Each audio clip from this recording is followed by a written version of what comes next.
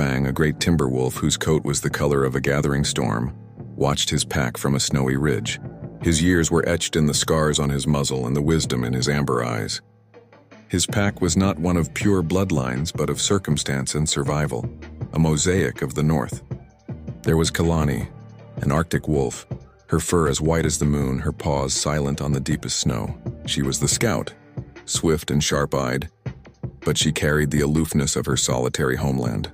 Beside her sat Boris, a red wolf from the south, his powerful shoulders and russet fur a stark contrast to the pale landscape. He was their strength, their hunter, but his temper was as fiery as his coat. Then there was Pip, a sleek black wolf, a hybrid whose dark fur made him a living shadow against the snow. He was leaner than the others, with a cleverness in his eyes that spoke of a mixed lineage. The others often scoffed at his heritage, but his mind saw solutions where their pure wolf instincts saw only obstacles. This unforgiving winter had starved their valley. The elk were gone, the rabbits burrowed deep, and the gnawing ache of hunger had become a constant companion.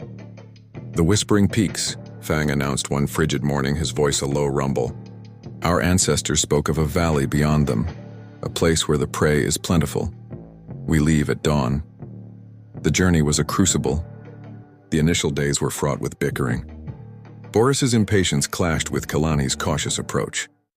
"We must push harder," he would growl, his paws sinking into the deep drifts she navigated with ease.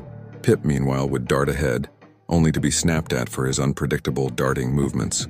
A recent thaw had left the ice a treacherous web of thin patches.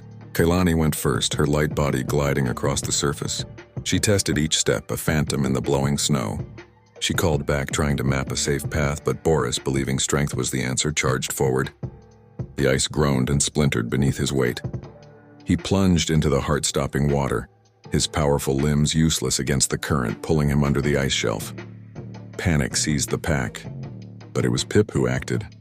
"The fallen log," he yipped, racing toward a dead tree on the bank. He nudged it frantically with his nose. Understanding dawned on Fang. Together, he and a reluctant Kalani pushed the heavy log across the cracking ice until it was close enough for Boris to grab. He hauled his half-frozen body from the water, chastened and shivering. That night, huddled together for warmth, no one mentioned bloodlines. Boris looked at Pip with newfound respect. The lesson was silent but profound. Strength alone was not enough. Days later, a blizzard descended, wiping out sight and scent. They were lost, circling in a white wilderness. Kalani, used to the open tundra, felt her senses useless in the dense, swirling forest. Fang felt the pack's despair, a cold more biting